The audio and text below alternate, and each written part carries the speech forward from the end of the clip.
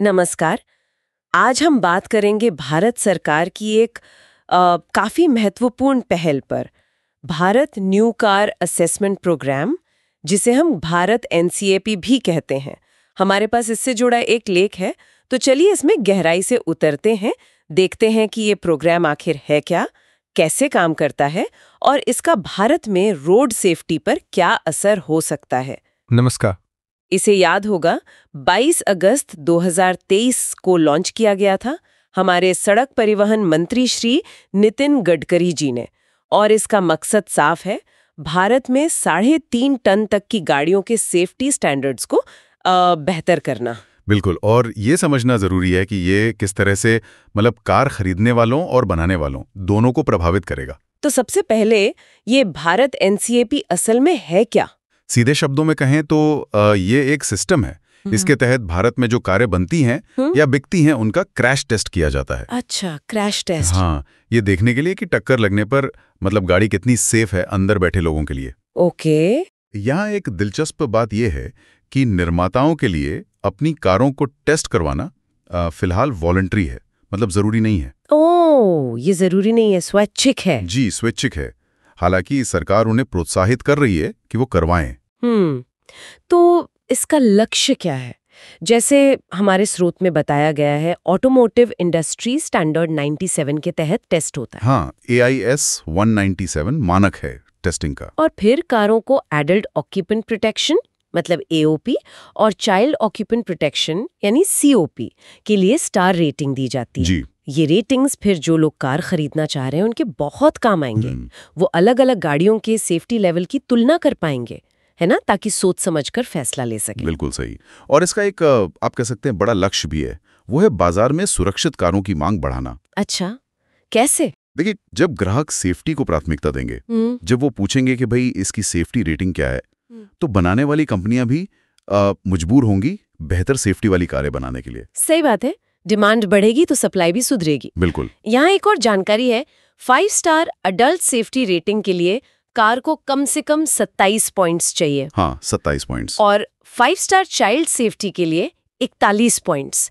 ये scoring system है। जी, ये बेंचमार्क सेट किए गए हैं। और इसकी प्रक्रिया क्या है, टेस्ट होता कैसे? प्रक्रिया काफी सीधी रखी गई है।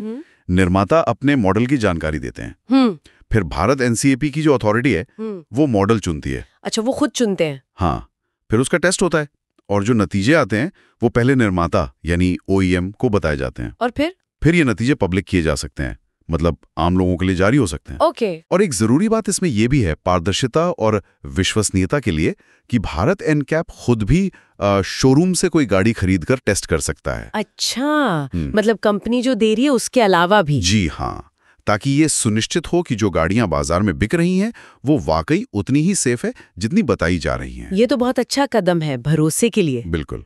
तो इसके फायदे क्या नजर आ रहे हैं? लेख क्या कहता है? सबसे बड़ा फायदा जो बताया जा रहा है वो ये कि ये ग्लोबल एनकैप टेस्टिंग का एक सस्ता विकल्प है। सस्ता? हाँ, खासकर जो हमारे घरेलू निर्माता हैं उनके लिए, उन्हें बाहर भेजने की जरूरत नहीं। तो यहीं पर टेस्टिंग हो जाएगी। हाँ जी जी। इससे उम्मीद है कि देश में सुरक्षित कारों का डेवलपमेंट बढ़ेगा और साथ ही भारतीय कारों की जो कॉम्पिटिटिवनेस है अंतर्राष्ट्रीय बाजार में वो भी बढ़ सकती है। एक्सपोर्ट की संभावनाएं बेहतर होंगी। हाँ बिल्कुल, अगर हमारी कारों की सेफ्टी रेटिंग अच्छी होगी तो बाहर के बाजारों में भी उनकी मांग बढ़ेगी। ये भारत में एक क्या कहते हैं सेफ्टी कॉन्शियस कार बाजार बनाने में मदद करेगा। सुनने में तो सब बहुत सकारात्मक लग रहा है, लेकिन क्या इसमें कुछ चुनौतियां भी हैं, कुछ मुश्किलें? हाँ, चुनौतियां तो हैं और स्रोत में इसका जिक्र भी है। देखिए, इस तरह की बड़े पैमाने पर टेस्टिंग के लिए खास तरह की फैसिलिटीज चाहिए होती हैं। टेस्टिंग लैब्स वगैरह? जी, एडवांस टेक्नोलॉजी चाहिए और इसमें काफी पैसा भी लगता है, तो ये एक बड़ी वित्तीय चुनौती है। ठीक है। इसके साथ ही प्रोग्राम को सफलतापूर्वक लागू करने के लिए जो हमारे बड़े शहरों में ट्रांसपोर्ट का इंफ्रास्ट्रक्चर है उसमें जो कमियां हैं उन्हें भी दूर करना होगा। सड़कों की हालत, ट्रैफिक मैनेजमेंट, ये सब भी जुड़ा हुआ है। हाँ, कहीं ना कहीं ये सब चीजें भी पूरे इकोसिस्टम का हिस्सा हैं। तो अगर हम सार निकालें तो भारत एनसीकैप एक महत्वाकांक्षी कार्यक्रम है। इसका उद्देश्य है पारदर्शिता लाना स्टार रेटिंग के जरिए, और निर्माताओं को प्रोत्साहन देना ताकि भारतीय सड़कें सुरक्षित बने। ये खरीदारों को ताकत देता है जानकारी से और निर्माताओं पर बेहतर करने का एक तरह का दबाव बनाता है। बिल्कुल सही कहा आपने। ये भले ही अभी स्वैच्छिक है, लेकिन ये बाजार को सेफ्टी की दिशा में ले जाने का एक अहम प्रयास है। अगर ये सफल होता है तो जैसा हमने कहा, घरेलू सुरक्षा तो बढ़ेगी ही, निर्यात को भी फायदा होगा। लेकिन हाँ, जो बुनियादी ढांचे और पैसे से जुड़ी चुनौतियां हैं वो वास्तविक हैं और उन पर ध्यान देना बहुत जरूरी होगा। तो यहाँ एक सोचने वाली बात ये निकलती है कि क्या सिर्फ रेटिंग्स काफी होंगी या फिर ग्राहकों की जागरूकता और उनकी मांग असल में सुरक्षा मानकों की सफलता को कैसे और कितना प्रभावित करेगी? ये एक अहम सवाल है। और जो आपने इंफ्रास्ट्रक्चर की चुनौतियां बताई, उन्हें देखते हुए इस प्रोग्राम का पूरा असर जमीन पर लाने के लिए इसके साथ साथ और कौन से कदम उठाने जरूरी होंगे? ये कुछ सवाल है जिन पर शायद आगे और विचार करने की जरूरत